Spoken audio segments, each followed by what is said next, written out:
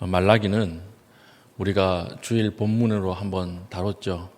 우리가 말라기라고 하는 이름은 나의 사자 이 뜻입니다. 나의 사자, 익명의 선지자예요. 그러니까 말라기 선지자 이렇게 불러도 되는 것입니다. 말라기서의 가장 중요한 내용은 무엇이었죠? 냉소적 신앙 기억나십니까? 냉소적 신앙. 포로에서 돌아온 이후에 너희가 이전의 영광보다 이후의 영광이 훨씬 클 것이다 예언을 했는데 그 예언이 100년 가까이 안 이루어지는 거예요. 안 이루어지니까 사람들이 하나님의 약속을 다 버려버립니다. 아주 냉소적으로 바뀌는 것이죠. 그래서 하나님이 말라기에 대한 질문으로 시작하지 않습니까? 내가 너희를 사랑했다 이렇게 이야기하니까 백성들이 뭐라 그래요? 언제요? 이렇게 얘기하는 거예요. 언제 사랑했습니까? 따지고 드는 거죠. 그러니까 내가 너희를 사랑해서 너희의 원수들을 내가 버렸다. 이 사랑이다 말씀하셨고, 또 두 번째 질문은 무엇이었습니까? 너희가 예배를 멸시했다 이렇게 이야기하니까 또 이스라엘 백성들은 언제요? 이렇게 얘기하는 거예요. 언제 그랬습니까? 왜냐하면 하나님에게 마음은 하나도 없으면서 제사는 계속 드렸거든요. 제사를 계속 드리니까 너희가 내 제사를 멸시했다. 그러니까 우리가 얼마나 많이 드렸는데 언제요? 이렇게 나오는 거예요. 그리고 그의 1장이 지나갔고 오늘 2장은 이제 제사장들의 죄예요. 제사장들의 죄 이러니까 오늘날 이제 목사들의 죄 이렇게 볼 수 있지만 왕 같은 제사장 우리 모두에게 하는 이야기입니다. 다 우리에게 적용되는 이야기예요. 하나님이 제사장들을 향해서 얼마나 화가 났냐면 3절 보십시오. 보라 내가 너희의 자손을 꾸짖을 것이요. 이 연좌제 같이 보이잖아요. 제사장이 잘못했는데 왜 제사장 자녀를 꾸짖습니까?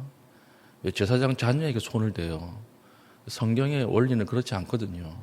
자기 죄로 인해서 하나님이 그 사람만 심판하시는 거예요. 이 말은 다른 번역이 있습니다. 어떤 번역이라면 제사장의 팔을 꺾어버리겠다는 거예요. 제사장의 팔을 꺾어버리겠다. 이 무슨 말일까요? 제사장의 팔을 꺾는다라고 하는 말은 제사장 팔의 기능은 뭘까요? 축복하는 거예요. 축복하는 거. 제사장의 팔을 꺾어버리면 축복을 할 수 있어요? 없어요? 못하는 거예요. 이 말은 다시 이야기하면 제사장이 축복을 해도 내가 안 듣는다 그 말이에요. 우리가 왕 같은 제사장 아닙니까? 세상을 축복해도 하나님이 그것을 응답하지 않는다라고 하는 거예요. 그래서 믿는 사람이 죄를 지으면요 안 믿는 사람도 고난당해요. 축복을 하는데 축복이 먹히지가 않으니까 우리가 자녀에게 축복을 하는데 하나님 그 축복을 안 들어주시는 거예요. 그러니까 이게 아주 무서운 거죠.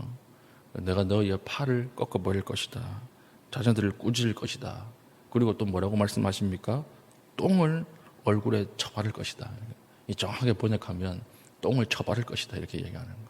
얼마나 화가 났으면 하나님이 얼마나 실망을 했으면 내가 너희 제물로 드린다고 분리해 놓은 똥 있지 그거 똥 너희 얼굴에 다 쳐발라가지고 그 씻어낼 때 같이 씻어내 버릴 것이다. 아주 하나님이 분노에 차서 이렇게 이야기를 하고 있는 것입니다. 하나님 제사장을 왜 세웠을까요? 백성과 하나님을 동행하게 만드는 거예요. 이 제사장의 직분입니다. 백성과 하나님을 이어주는 거. 그걸 못하는 제사장 하나님 필요 없는 거죠. 제사장이 더 완악하고 제사장이 더 세상에 능하고 이러면 하나님 필요 없는 거예요. 그러니까 똥과 함께 다 제하여 버릴 것이다. 그러면서 오늘 중요한 것은 몇 절이냐면 2절이에요. 2절. 제사장들을 향해서 너희들이 이랬기 때문에 씻겨 내려간다. 버림받는다.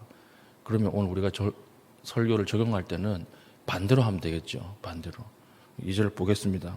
만군의 여호와가 이르노라. 너희가 만일 듣지 아니하며 듣지 않았기 때문에 버림받는 거예요. 두 번째는 마음에 두지 아니하여 마음에 두지 않았기 때문에 버림받는 거예요. 세 번째는 무엇입니까? 내 이름을 영화롭게 하지 아니했기 때문에 버림받는 거예요. 반대로 하면 되는 거예요. 오늘 하나님께서 우리를 왕 같은 제사장으로 세웠을 때 우리가 하나님이 부르신 대로 잘 살기 위해서는 어떻게 하면 됩니까? 첫 번째, 듣지 아니하며 했으니까 말씀을 들으면 되는 거예요. 말씀을 들어야 합니다.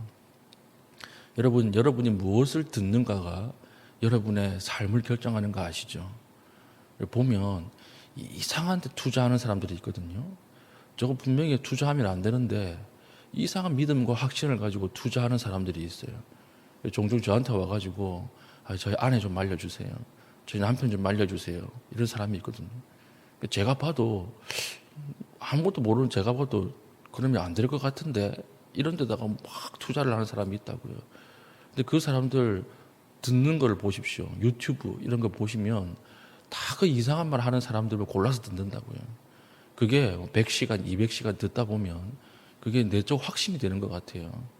전부 그렇게 해가지고 엉뚱한 판단을 하는 것입니다. 듣는다라고 하는 것이 굉장히 여러분 중요한 것이죠.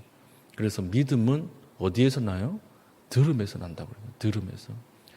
여러분 듣는 것 하나하나가 여러분들의 내면을 구성하게 되는 것입니다. 그래서 성령 임재 사건도 어떤 사건이었습니까? 성령이 우리에게 임하셔서 우리가 살아나죠. 살아나면 뭐가 들려오기 시작해요? 하나님 말씀이 들려오기 시작하는 거예요. 우리의 영혼이 살아나면 세상의 소리가 들려오는 것이 아니라 하나님의 말씀이 들려오기 시작하는 거예요. 그걸 보고 영혼이 다시 살았다 이렇게 이야기하는 거예요. 새롭게 태어났다 이렇게 이야기하는 것입니다.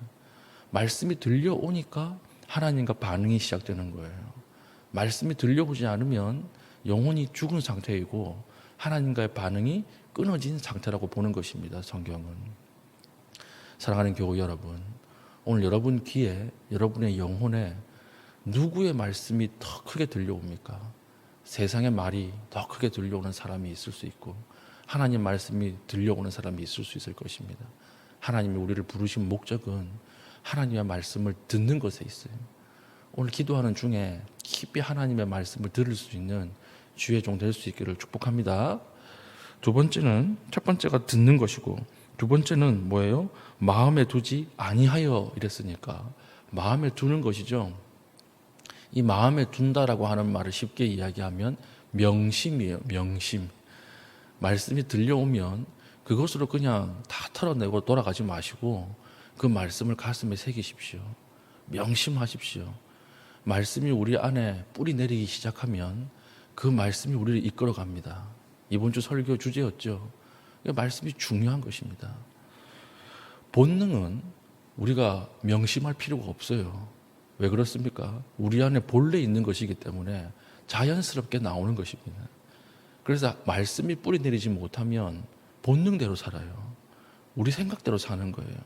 그런데 말씀이 뿌리 내리기 시작하려면 굉장히 힘들거든요. 본성을 거슬러야 되는 것이거든요. 그래서 우리가 말씀을 뿌리 내린다라고 할 때 제일 좋은 거는 무엇입니까? 암송이죠, 암송. 우리 훈련할 때 항상 말씀을 암송하지 않습니까? 말씀 암송을 할 때는 괴로워요. 이걸 내가 왜 해야 되나? 그런데 위기 때 그 말씀이 기억납니다. 그 말씀이 뿌리 내린 거예요.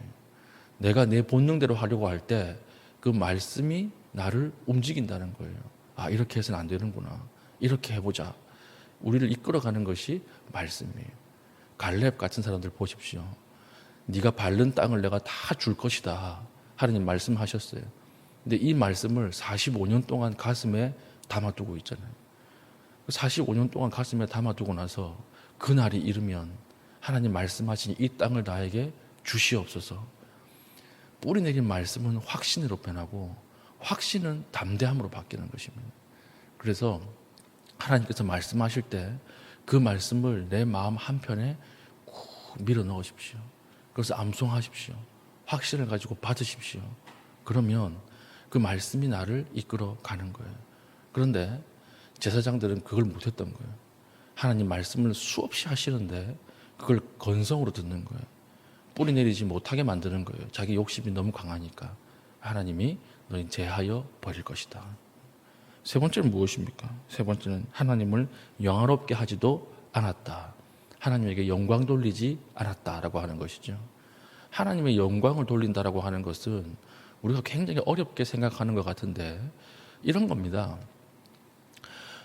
어떤 나의 결혼식이나 우리 교회 행사에 대통령이 왔잖아요. 그러면 대통령을 향해서 오늘 참석해 주셔서 감사합니다 이러면 그 순간에 대통령의 이름이 확 드러나죠. 그 순간에 사람들의 시선이 대통령에 확 쏠리죠. 그게 영광이에요. 그게 영광. 그래서 연예인들 연말 수상 때 하나님께 영광을 돌립니다 이러면 순간 하나님이 드러나잖아요. 순간 하나님이 나타나잖아요. 그래서 수많은 사람들이 하나님의 존재를 잊고 있다가 하나님에 대해서 떠올리게 되잖아요. 그게 영광이에요. 그게 영광. 제사장들의 삶은 하나님 앞에 제일 가까이 있으면서도 하나님을 드러내지 못했던 것입니다. 우리도 마찬가지죠. 우린 교회를 다니고 새벽 기도도 나오고 열심히 신앙생활을 하지만 세상 가운데 하나님을 드러내는 삶을 살고 있는가? 그러지 못하면 하나님 앞에 제함을 받는다라고 하는 거죠. 슬픈 슬픔 가운데 어저께 우리 장례했지 않습니까? 장례식에서 권사님이 슬픔 가운데서도 우리 남편 천국에 있다라고 하는 것을 믿습니다. 암요 이러는데 그 순간 슬픔이 싹 걷어지고 그 순간 누가 드러난 거예요? 하나님이 드러난 거예요. 위로하러 오는 사람들이 놀라는 거예요. 그때 하나님의 영광이 되는 것입니다. 우리에게 하나님이 이러한 삶을 요구하고 계신다라고 하는 거죠. 우리의 삶은 어제 하루 얼마나 하나님을 드러내셨습니까? 우리를 통해서 얼마나 하나님이 드러났습니까? 우리의 삶, 오늘의 삶, 하나님 주신 삶은 주의 영광을 위해서 살아갈 수 있는 귀한 주의 백성 될 수 있기를 축복합니다. 이게 이제 전반기고 10절부터는 가정생활에 관한 것입니다. 가정생활에 관한 것. 우리 길게 읽었지만 10절부터 16절까지 길게 나와 있지만 한마디로 요약하면 아내 사랑하는 것이 경건이다 이거예요. 이런 본문 나오면 제가 설교하기 참 힘듭니다. 그렇지만 말씀이니까 설교해야 돼요. 아내 사랑하는 것이 그것이 경건이다. 그래서 하나님 오늘 뭐라고 말씀하시냐면 너희는 하나님 안에서 한 자녀다. 한 백성이다. 그런데 왜 아내를 버리냐? 이렇게 이야기하는 거예요. 이방 여인들이 아름다워 보였거든요. 이방 여인들이 훨씬 더 예뻐 보이는 거예요. 그렇지 않습니까? 오늘 성형 다 해가지고 오늘날도 앞에 깎고 뒤에 깎고 이러니까 이방 여인들은 동글동글해 보이고 예뻐 보이고 집에 가서 아내를 보면 막 이상하거든요. 예, 그러니까 미안하게 막 그러고 이러니까 다 버려버리는 거예요. 이 당시에 버리고 새로운 아내에게 장가가는 것입니다. 고대 가부장 사회 아닙니까? 그러니까 이 아내들이 하나님 앞에 나와가지고 울면서 통곡하는 거예요. 그게 13절. 너희가 이런 일도 행하나니 곧 눈물과 울음과 탄식으로 여호와의 제단을 가리게 하는도다. 이 아내들이 하나님 앞에 나와가지고 어디 말할 데가 없으니까 통곡을 하는 것입니다. 하나님이 그들의 눈물을 들으시는 거죠. 그래서 하나님께서 뭐라고 말씀하시냐면 다시는 너희의 봉헌물을 돌아보지 아니하고 그것을 너희 손에서 기꺼이 받지도 아니할 것이다. 너희들이 드리는 예배 안 받는다. 너희들이 드리는 제사 그거 안 받는다는 거예요. 왜 그래요? 아내를 울리기 때문에. 남편들은 명심하십시오. 장인어른이 하나님이에요. 장인어른이 육신의 아버지가 아니고 하나님이 우리 아내의 장인어른이에요. 우리 아내 괴롭히는데 기뻐할, 좋아할 장인이 누가 있겠습니까? 남편에게만 적용되는 거 아닙니다. 오늘날은 아내가 힘이 있는 시대가 됐죠. 남편도 마찬가지예요. 남편들 외롭게 하지 마세요. 남편들 홀로 있게 만들지 마세요. 시아버지가 하나님이에요. 그래서 경건은 특별한 거 없습니다. 경건은 특별하지 않아요. 아내를 사랑하는 거예요. 남편을 사랑하는 거예요. 그 사랑으로 하나 되는 거예요.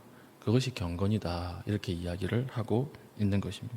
그래서 오늘 15절 마지막에 보면 내 심령을 삼가 지켜 어려서 맞이한 아내에게 거짓을 행하지 말지니라. 울리지 말라는 거죠.